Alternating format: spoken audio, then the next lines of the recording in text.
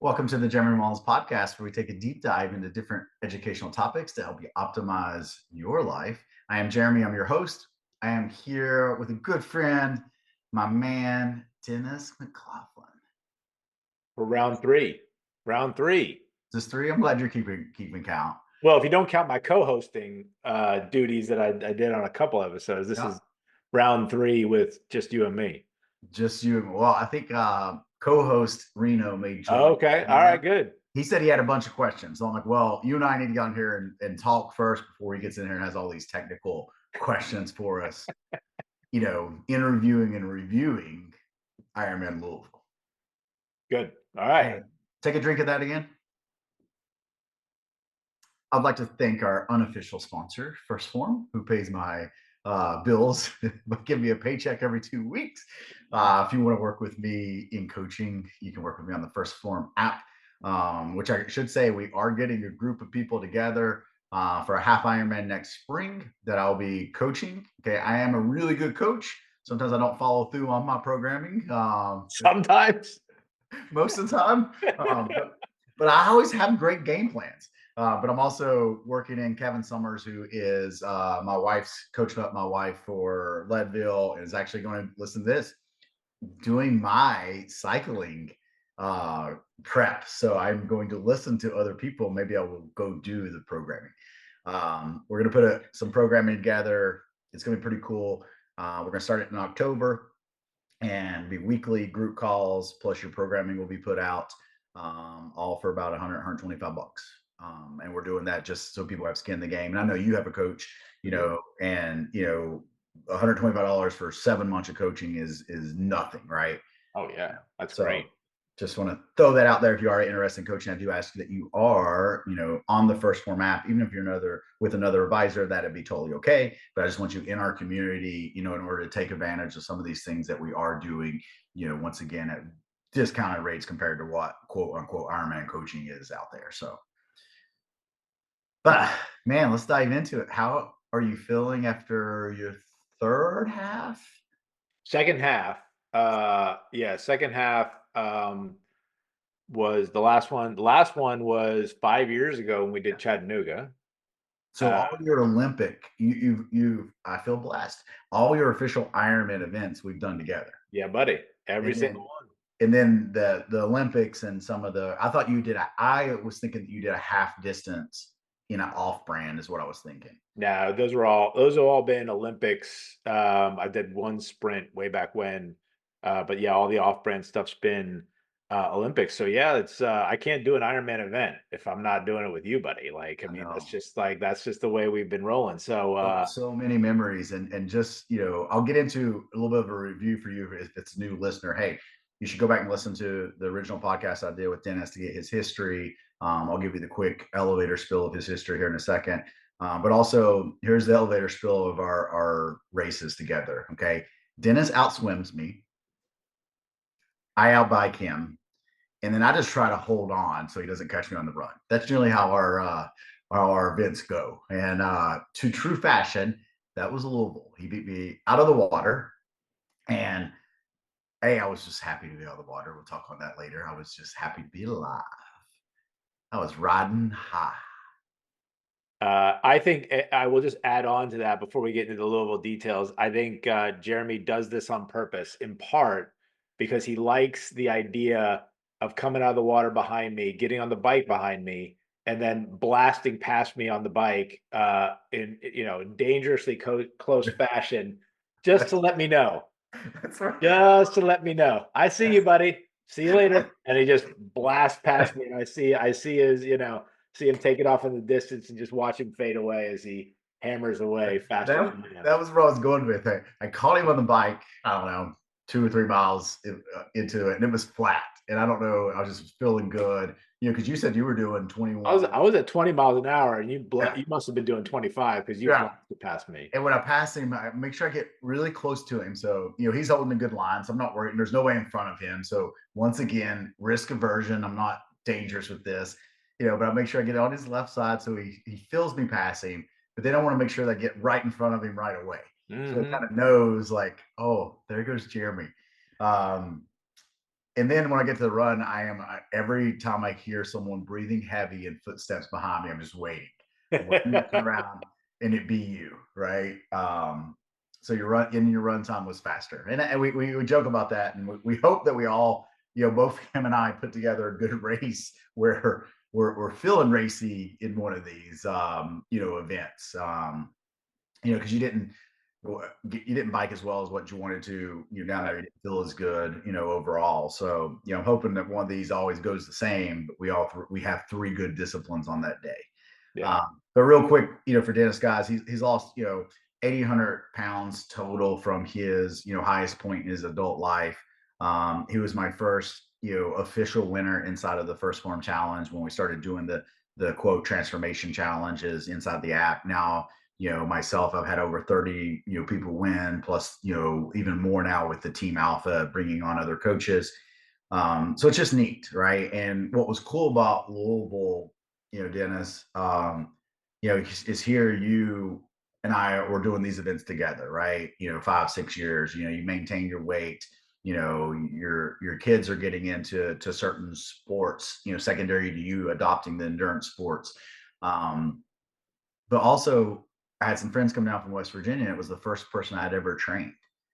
So for me, it was just a cool weekend because here we're out participating with the boys and the girls from First Form. We're catching up with that. Maybe not to best fashion. We're having night before the race, we're having a beer with Sal, right? Like, and proud of all of us for only having a beer and a half when we got Right. to second round. But also just for me, like having the first person I ever trained there, who's a good friend of mine, good family friend now, and you there, it was just a great moment in time as a coach, from that aspect, right? Even I don't do your coaching from the endurance side of things, right? I'm not worried about your fueling. We're there to support each other as friends. Right. But it's good to see, like, it was just a good weekend overall for me, thinking of that and putting my coaching hat on. Yeah, I mean, it was cool. It was cool to see. I could definitely tell, like, you were getting a charge out of it. So it is that it was definitely a cool experience. We should let's get into the race.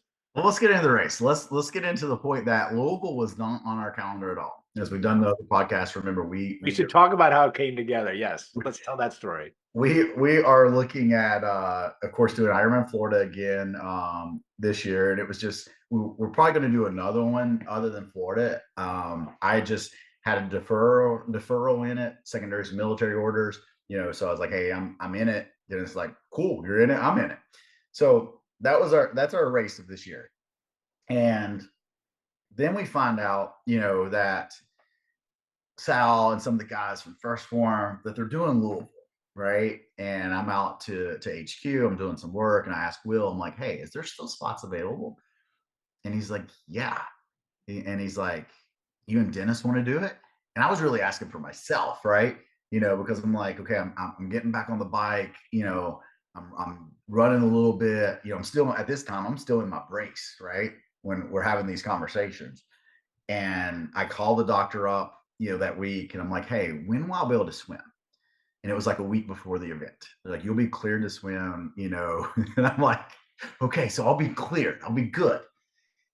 So I then was like, "All right, good. I'm gonna ask Sal, make sure that we can get some slots, right?" And or I'm sorry, me a slot, right? And we're at Summer Smash.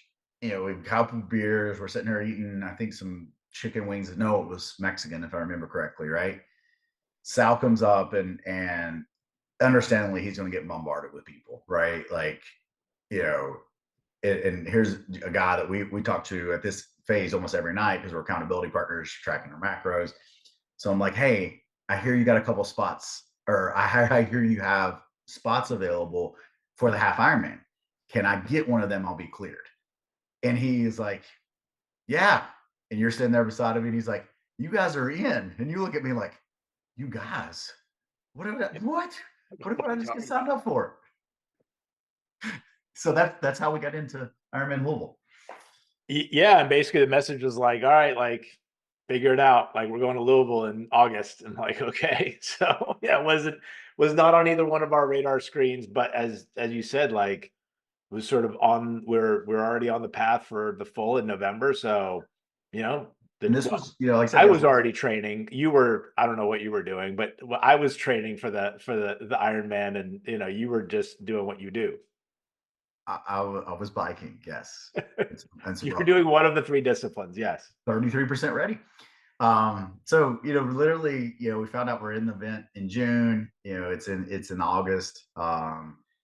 With a bunch of people, it just worked out. Like I just happened to be in Kentucky. Military orders the week before, the week after. You happen to have the weekend open, and that's how it came to be.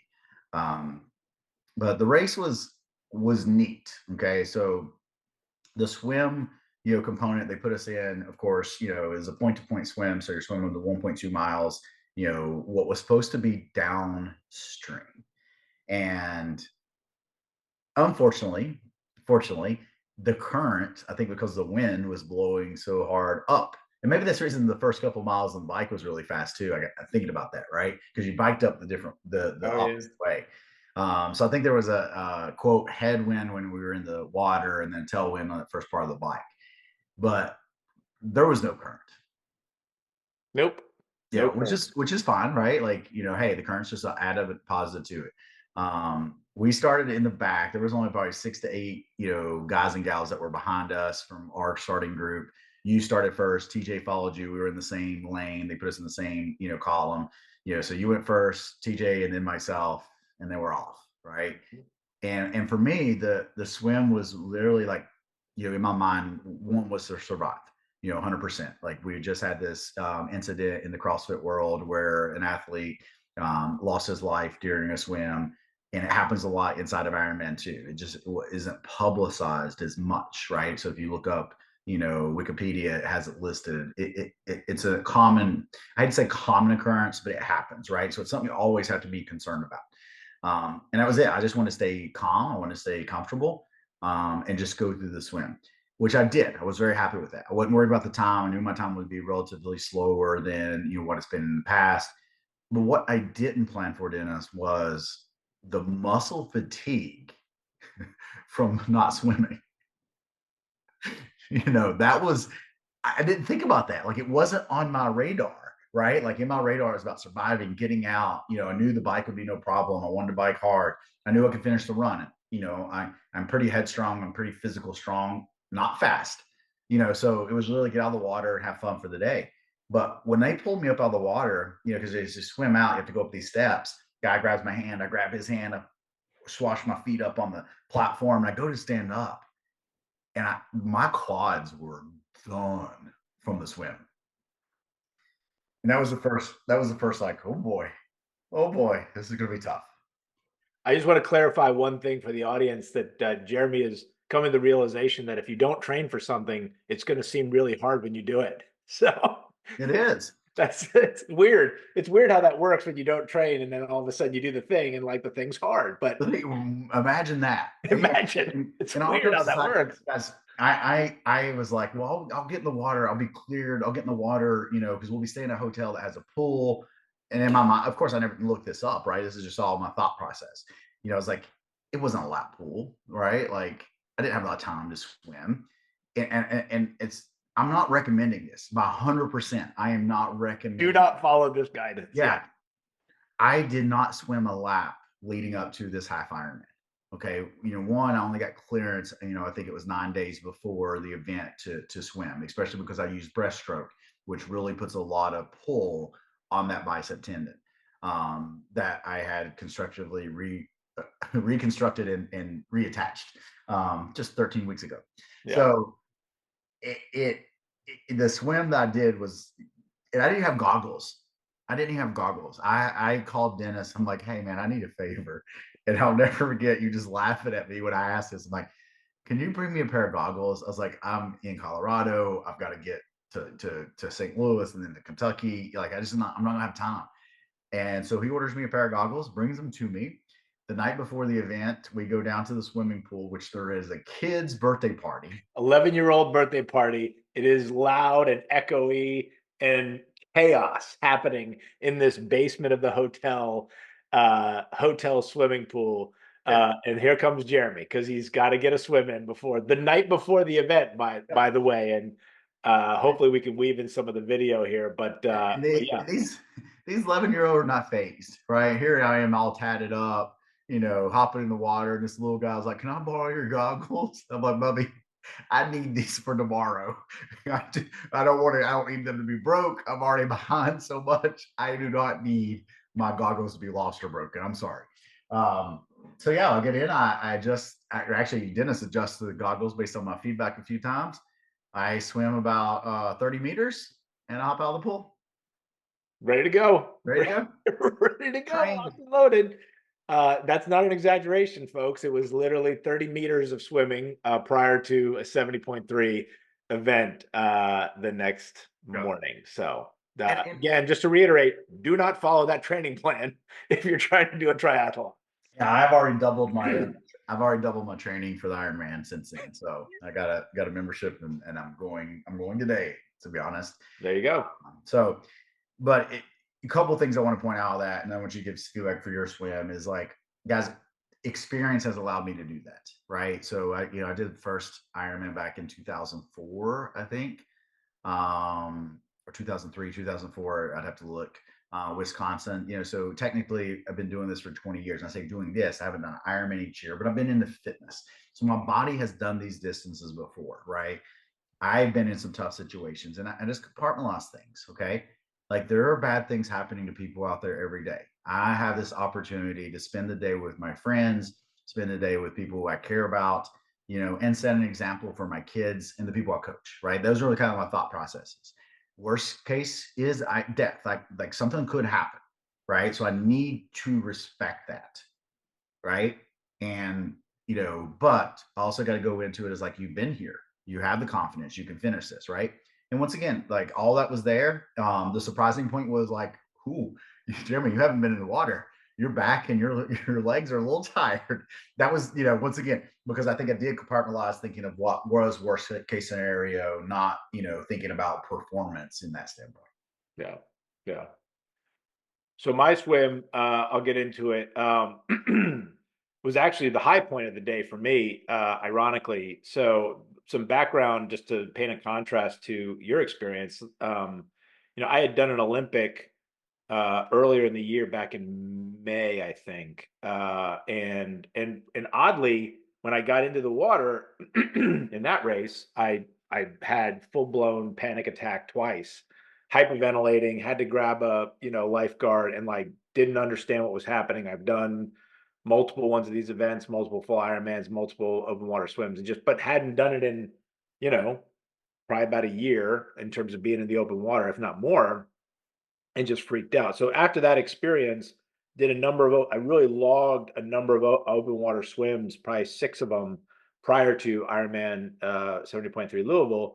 So my goal for the swim was like, all right, like I want to make sure I get in, I establish a pace, I have no anxiety, and if I can do that, that's a win.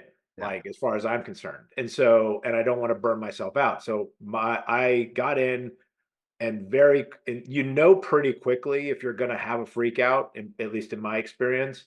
And so was able to settle in, really focused on sort of settling the nerves. I got into a rhythm quick, and never really kind of broke stride. I was able to sight the whole time, and so my splits are pretty consistent, for every 500 yards or so. And so I considered that, a win for me in terms of, because when I got out of the water, in contrast to kind of what Jeremy was saying, like I felt great. Like I felt like I could have kept going. I could have done.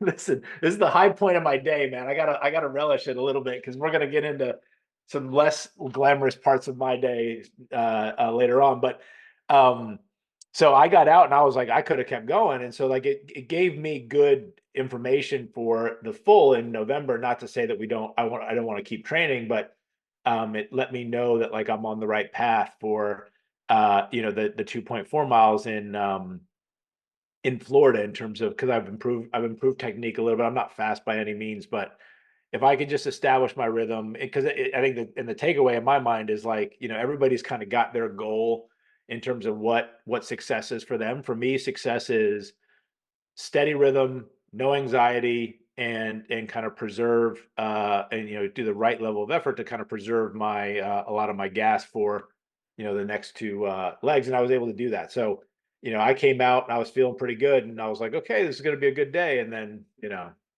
Was a good day. we got, yeah, And take away from that, I like that. All of us have different goals with what is success. You can't compare your half Ironman time to a different half Ironman time. They're different right. courses. They're different years, right? So you can have these goals and you can be there. So I think for both of us, we got out of the water and we're both quote riding high because we finished and were successful Yep. for what we had, right?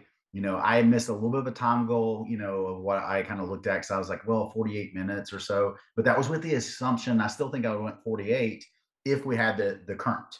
Oh, yeah. So yeah, I think win-win for both of us. Yeah. Then, it's always funny, in the transition, because I'm out there, to have a good time, right? So you got some people that run the transitions. Like I'm trying to gather myself. I'm just walking along, right? And Hmm. we see Kenny Kilborn. He's like, "Why aren't you running?" I'm like, "Listen, I'm just happy to be here, right?" Granted, I did run a little bit in this transition because it was so So long. long.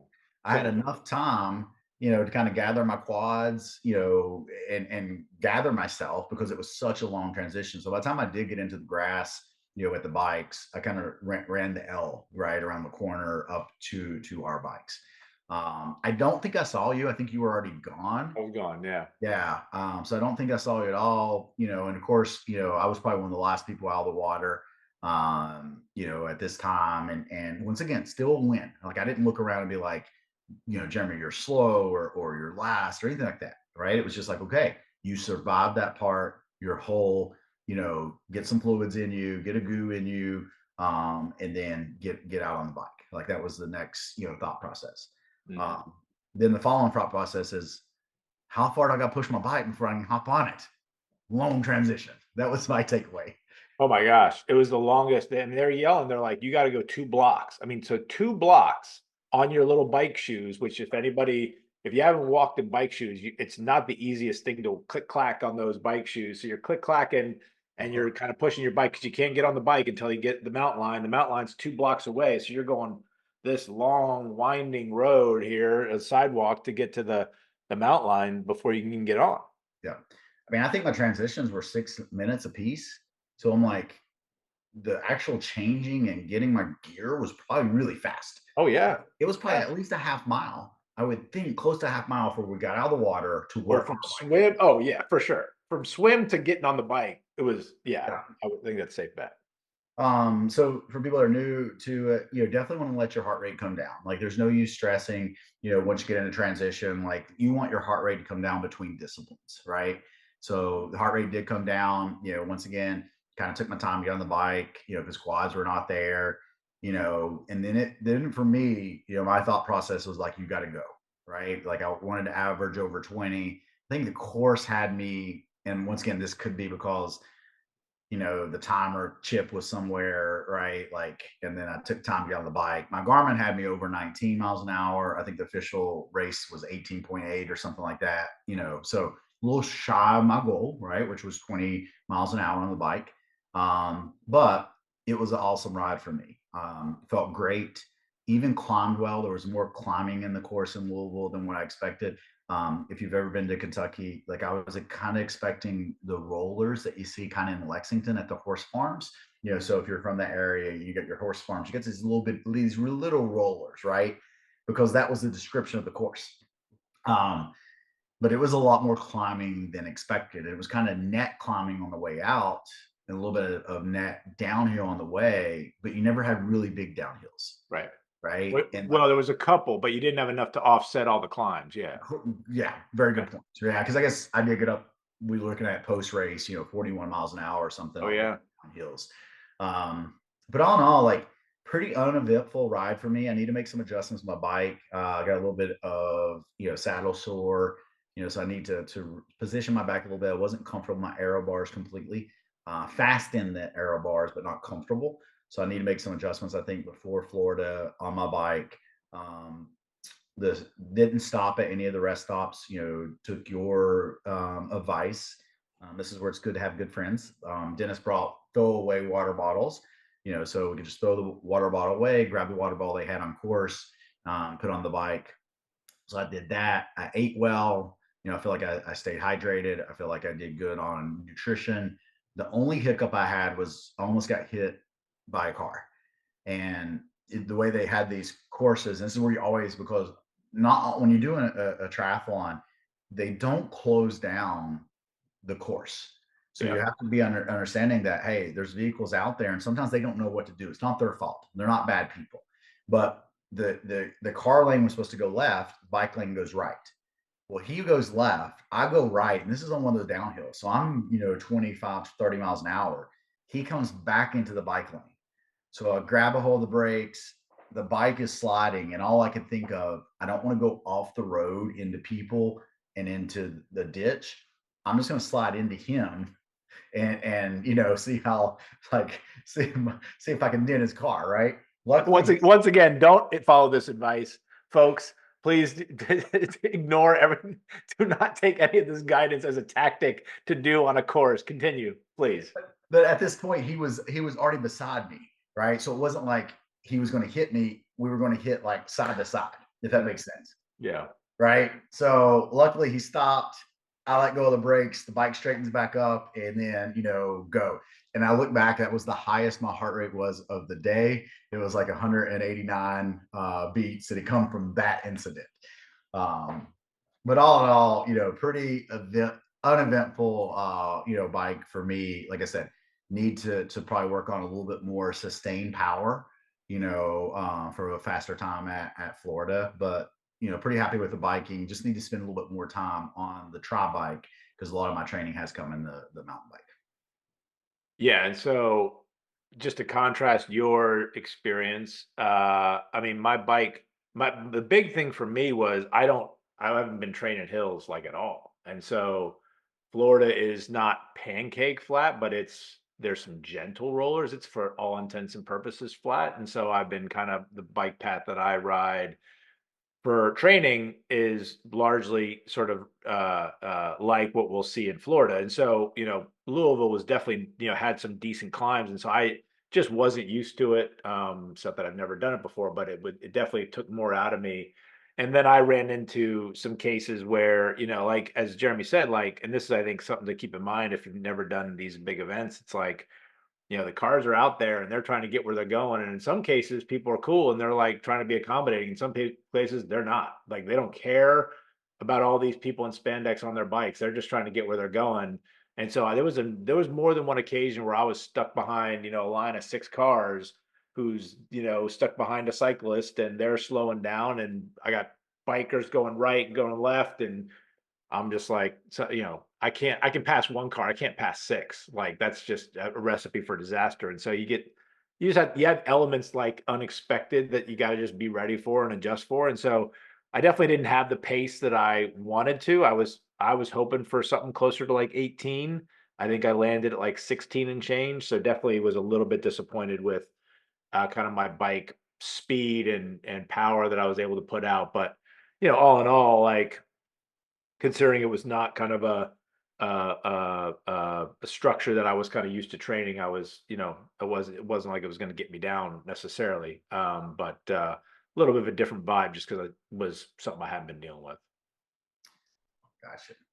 And we're joined by Mr. Reno. We're just recapping the race, and after we recap the race, we'll let you get to your Q&A. Yeah, you guys keep going. So the fun part is over for me as the bike comes to an end. I swim to stay alive. I bike to win. I Mullins trot to finish. So coming up on the run, once again, my thought process is always kind of funny, right? I'm like, does this transition count as the run? Where does the run start? Because I want to know where to start my Garmin at, right? And I think I was actually late starting it. I didn't start it till like kind of on the course. So I guess somewhere in that long transition again, right, from the bike to the run was the start of the run course. Mm-hmm. So I did notice that I was hitting mileage on the course before my Garmin was. So I guess I started it late relatively to where the quote unquote start line was. So I come out once again for me, not bad. I think, a primary run most of the first 3 miles, with a little bit of walking of any inclines, 11-ish minutes, for this first few. and then just kind of narrowed it down to, after that, point to point. I do this on a lot of races, and it's a recommendation if you're not a strong runner, or you hit an event where you're having to walk run. And I think that's something a lot of people, especially are new to a sport of triathlon or endurance running, that you think that everybody goes out and just runs these and completes them. Yes, the pros may do it, but there are a lot of people who have to walk the run portion of Ironmans, the run portion of it, and well, ultra running is running portion. But so once you get to the walk, some advice out, or the run, some advice I would give you is this: walk with a purpose, right? So walk with a purpose, and then try to run intervals. So a lot of times I was doing like 2 or 3 cones run, walk a cone. So when the cones were out, or when we got into the hilly part of the run, yes, the run was hilly.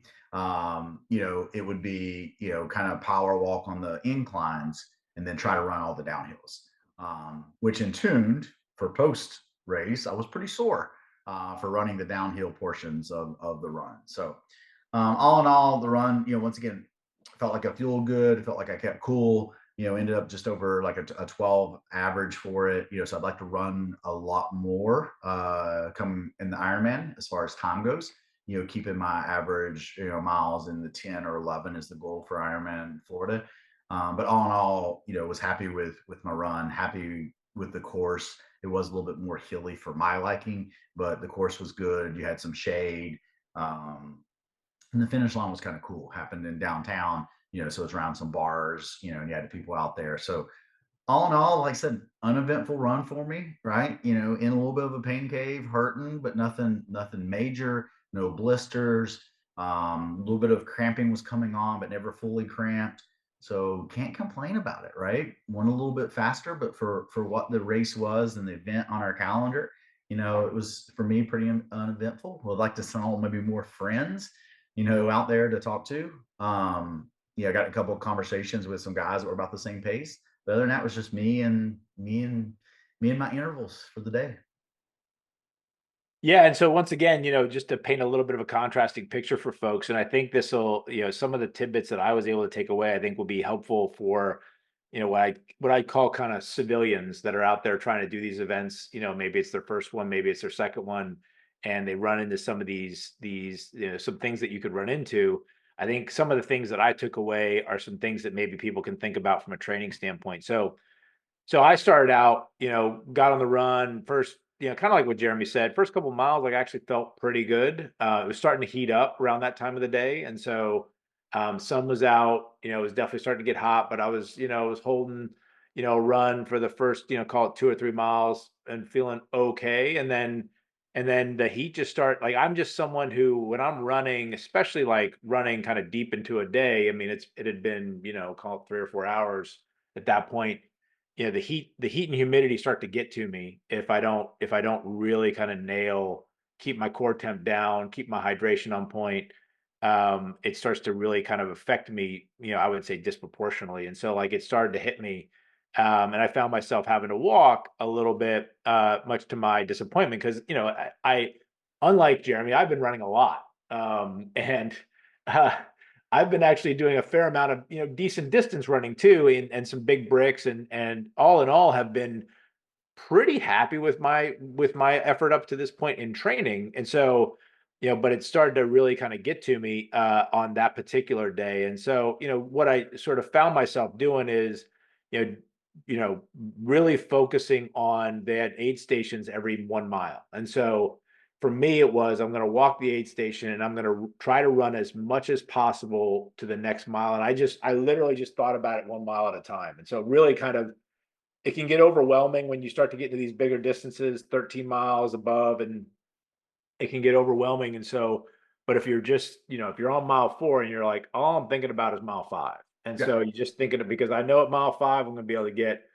another sip of water, some ice, some hydration, some of this. So like, I just literally just focused my brain on that. And that, I think that helped a lot in terms of trying to kind of get, because your brain can get a little crazy if you let it. And so that was kind of how I tried to keep my brain in check. But the big thing for me that I found was I did not do a good job. I got on the course, call it mile 8, and the hills were starting to get to me. I don't run hills because, again, Florida's flat, so I've been running flat. And so not used to running hills, they really got to me trying to run up them, and so they really kind of kicked me in the ass there. But I also made the mistake of taking in. I broke a rule that I already know. Like, this is one of those times in life where you break a rule that you know better.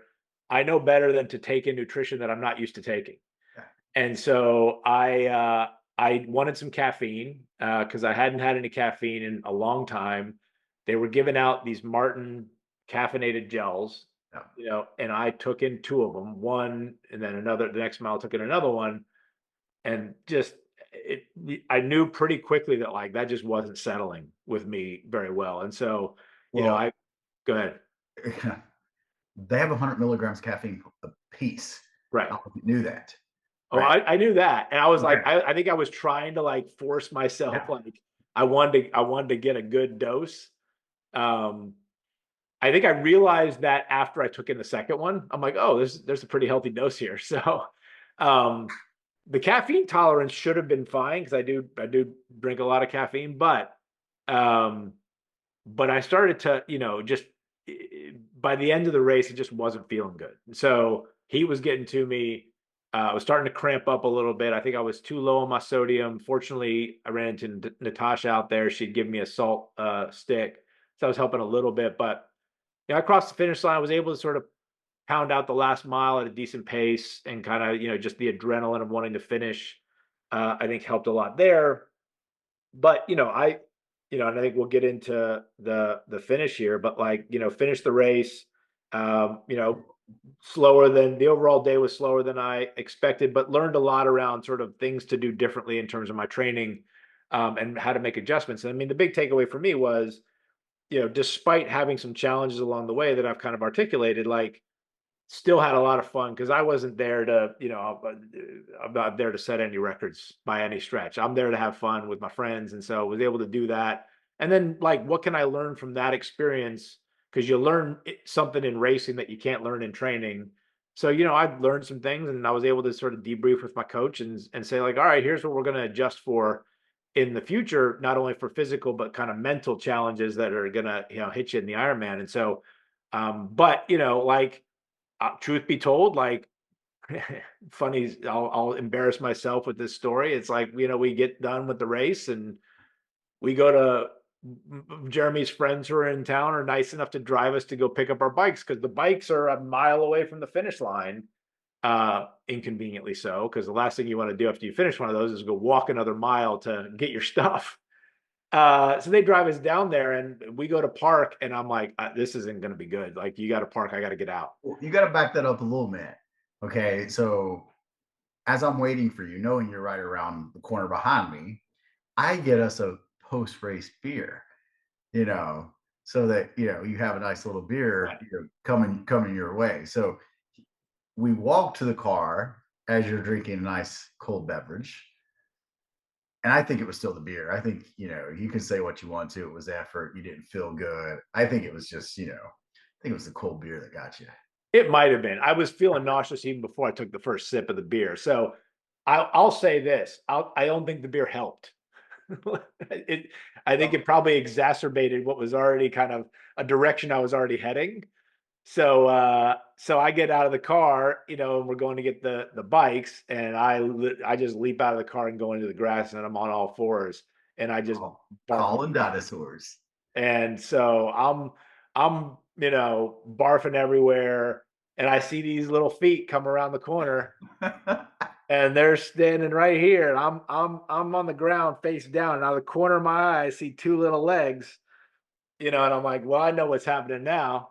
And my good buddy is recording this moment for posterity on his phone there. So Jeremy was able to capture the one of my prouder moments as I was kind of letting go of all of that bad stuff. Hey, what are friends for? Gotta catch it.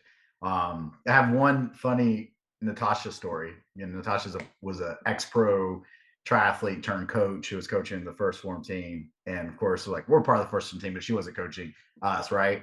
And, she finds me on the run. And group wise, because I had a really good bike. I think she was surprised to see me at that position, if that makes sense, because this is before TJ caught me, and she's like, "How you feeling?" Like, so I just like go. He's like, "You need salt tabs?" I just go. I'm like, Natasha, for the amount of training that I've done for this thing, like I am good.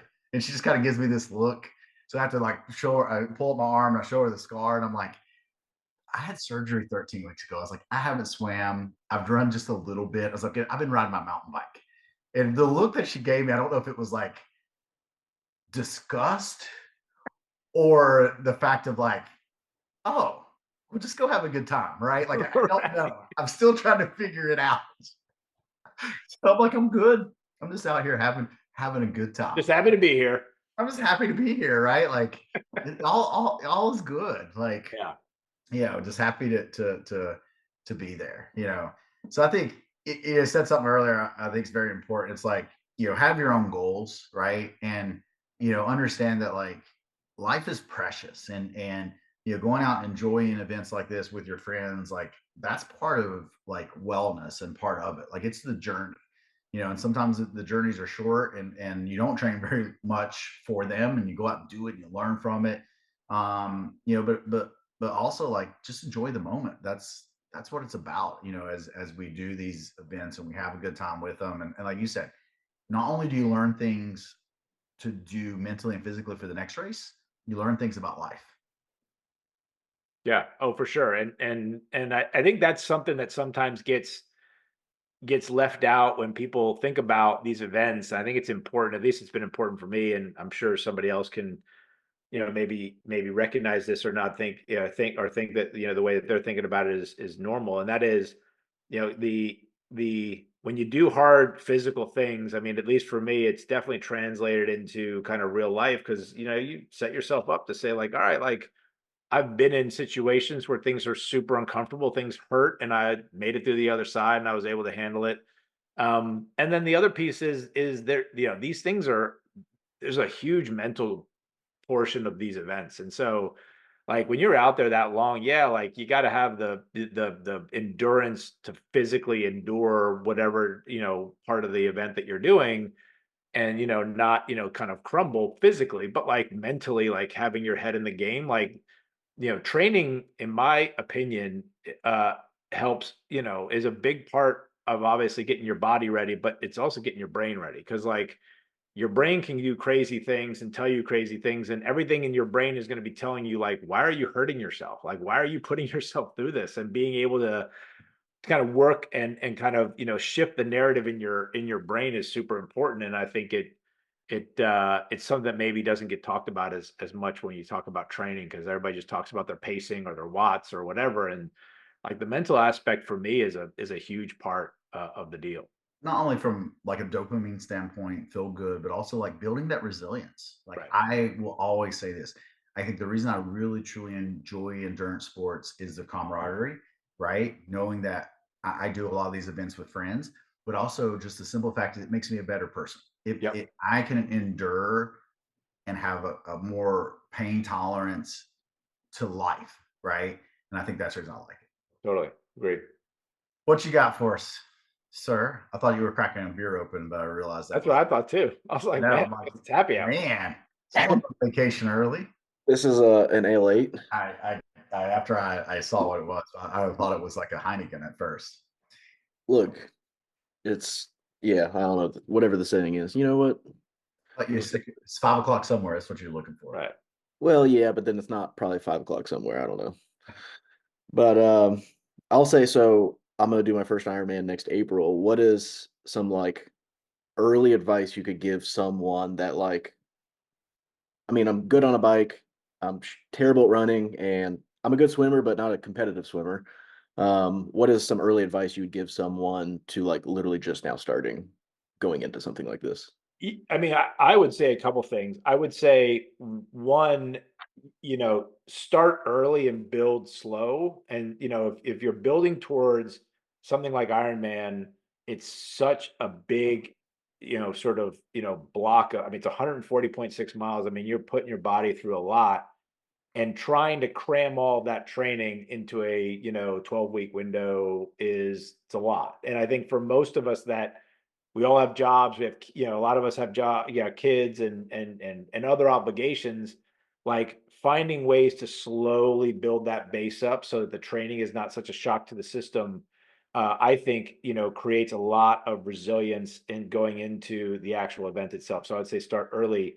And then I think, by starting early, you also start to establish like a view of like especially for your first one, like set a realistic goal. And for me, when I did Ironman Maryland, my goal was just finish. Like that's it. Like Right. I've heard people, and this is just a personal thing, like people who are getting ready for their first Ironman or these, big events that have never done anything close to it, start throwing out like, oh my, I have a goal time of this here and a goal pace of this here. And I'm like, I just put all that stuff away because if you're going into something like this that's so big and so unknown, like there's the event, the distance, but there's also just the day. And so like Ironman Florida for 2021 that we did, like the ocean was super choppy. And so like, like people were slow and I don't know, I've told that story here or not, but like, it affected a lot of people. There was a big headwind. I mean, there's elements. So there's all these curveballs plus the actual distance, like getting all, and so if you're worried about like, oh my God, like I'm not hitting my pacing, blah, blah, blah, like don't worry about all that.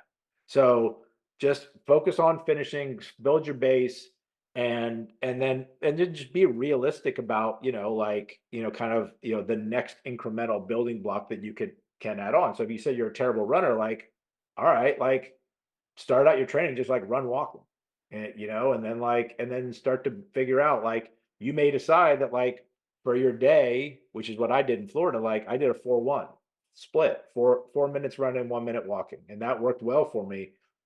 And like that may be, so like you kind of figure out what's comfortable and what you can go a long time for and not worrying about the pace. And like I think working that stuff out. And then the last thing I'll say is don't discount training nutrition.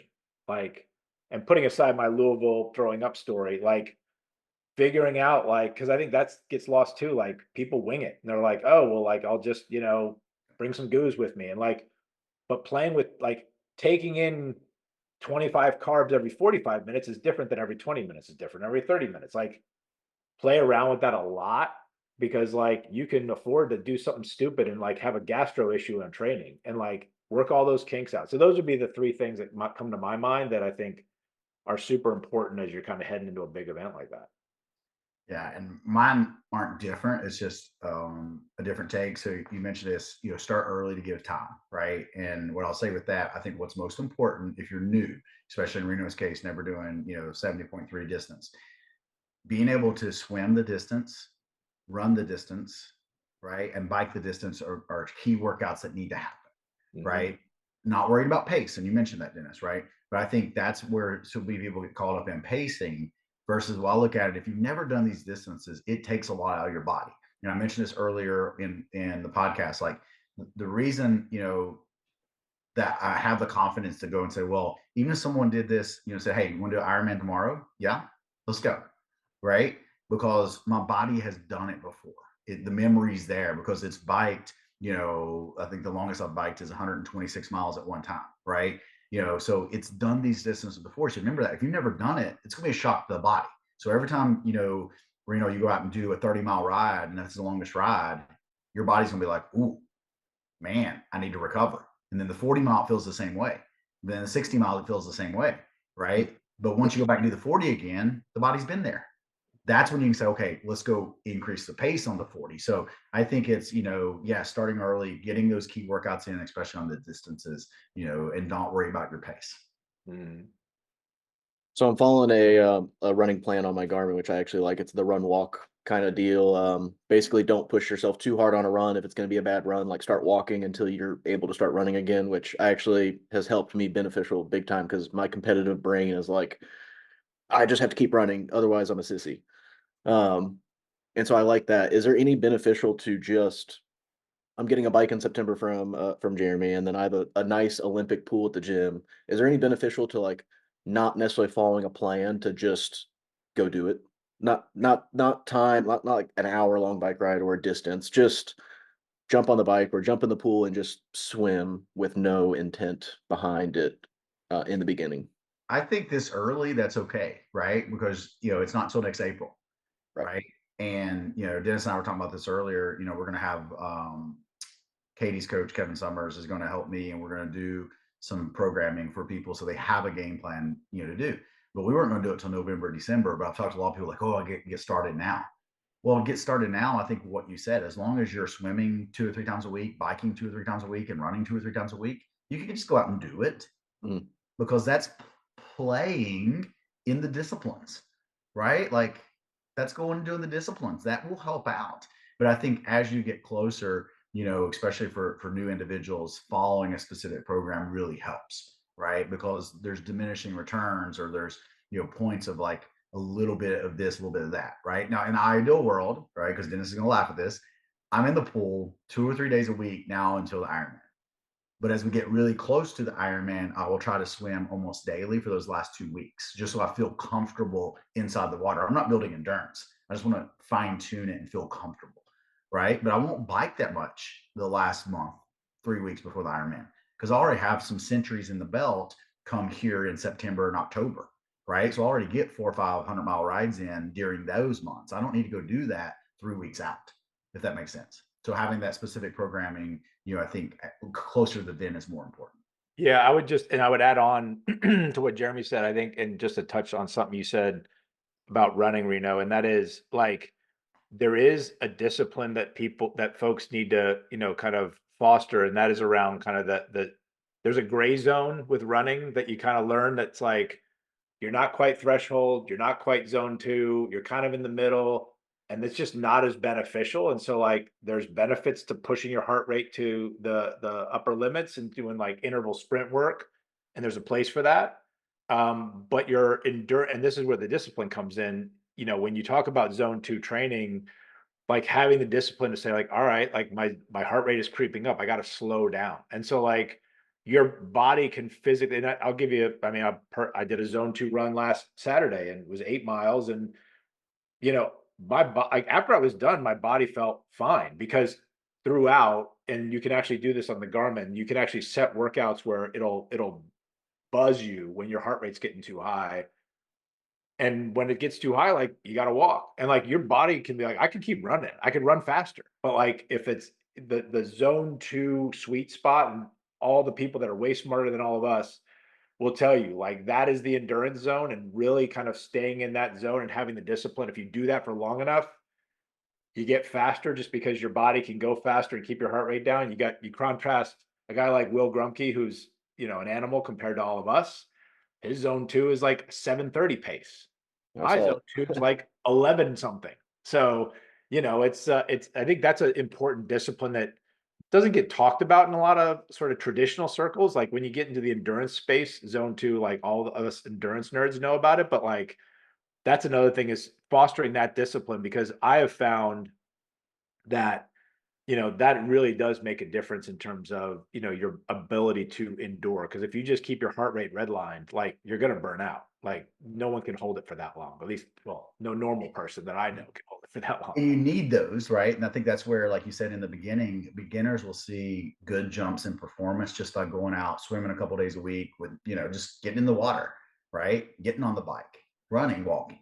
You'll see benefits because you're going from an untrained status to a trained status. Hmm. As you get more trained, yes, those specific workouts, making sure that you're spending roughly 80% of your training in zone 2 and 20% of the workouts in those higher intensities or working on form become more important. Yep. Yep. But yeah, but just to cap off, like just start doing it. Like get a feel for it. Get a feel for the distances. Get a feel for biking for hours and hours and hours, running for hours. Like that's a good starting point before you get into the specifics, like Jeremy said. Yeah, I'm 5 weeks into this training plan just to learn better, like my stride, the way things are working out. And so far in 5 weeks, I still haven't learned anything other than it suck at running. Right. Um, and then my final question: did you guys ever do any like practice short Ironman? So like not worrying about your transitions and whatnot, but like going into a swim, then jumping on to a assault bike or something, and then jumping on a treadmill for an extended period of time just to see how your body was performing event after event after event. So for Ironman Louisville, I did Ironman Florida swim, ocean swim 3 years ago. That was my training.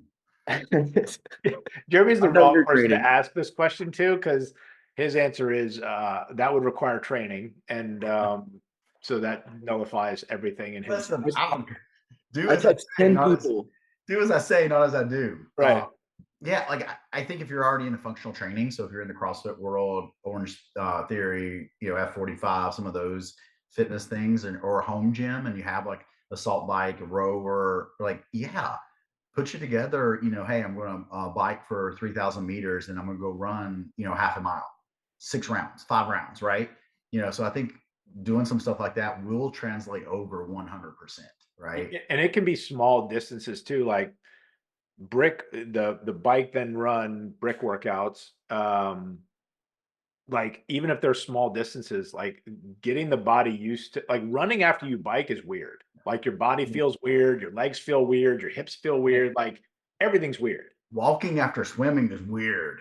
Walking after swimming is weird. Yeah, like you're all discombobulated. So like, it is good to sort of just get, like, it's never going to not feel weird, but you can at least know it's coming and adjust for it. And okay, like coming off the bike, coming out of transition, like, and knowing, for instance, like one common mistake that a lot of people make is they come off the bike and they come out of the run too hot and they just start like hammering away at it. And so like having the like discipline to kind of ease into it, like keep your heart rate down, like don't blow up right away. And but just having it, being used to that feeling, I think there's a ton of benefits to having that. So, long bike workouts, great, but like in my program, for instance, it's very common to do a 45-minute bike to a 20-minute run, just on a Tuesday, and so just constantly feeding that feeling. Love it. Yeah, So here's the deal, guys. You got 8 months. So if you're listening to this and you're like, man, I want to do an Ironman. And the cool thing, the Ironmans have relays now. Okay. So we're looking next April in Texas. Where's that in Texas? Reno? It's south. I don't have it memorized. I want to say like McLean, Texas, but I Yeah. think that's not right. But 70.3 Texas. April, I don't have the dates memorized. A bunch of us from Team Alpha are going down to do that. I think we're at 12, 14 people. JM podcast. I got Reno, Corey are going to do it. That's going to be the next one that we're going to venture out and do. I encourage you to do that. Okay. If you're not a swimmer, do a relay. Okay. If you need help in training, all jokes aside, we can help you with the training. We're going to do a group coaching with myself, Kevin Summers. We can have special guests come in, like Dennis, give his story. The goal is for people to go out, finish it, and have fun, right? That is the goal. And if it scares you, it should. But that was something I would say, hey, you got to go, right? Life is short, life is precious. You got to go. Stop sitting on the sidelines, being like, well, one day. Well, today's the day. Go sign up now. Let's get started. Go do something that you never thought you would do, and you will reap the benefits from it. So, gentlemen, appreciate your guys' time today. I know this is a little longer one, but it's always a fun conversation. And Dennis, I'm going in April. You don't want that streak of Ironman to go away. So I might just have to come down to Texas in April and and join the crew, because I got to keep the streak alive. So It's Galveston, Texas, and I'm seeing a bay swim, flat bike, flat run, so it's perfect. It is beginner friendly. A very good point. So thank you for that. For those that are like, I'm on the fence, beginner friendly. I think the bay swim is a fast swim. And once again, flat, right? So I've heard good things about the course, and I think we're 8 months away, plenty of time to train.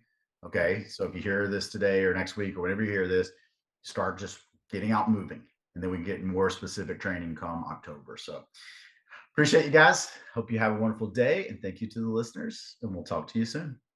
See you. Bye, everybody.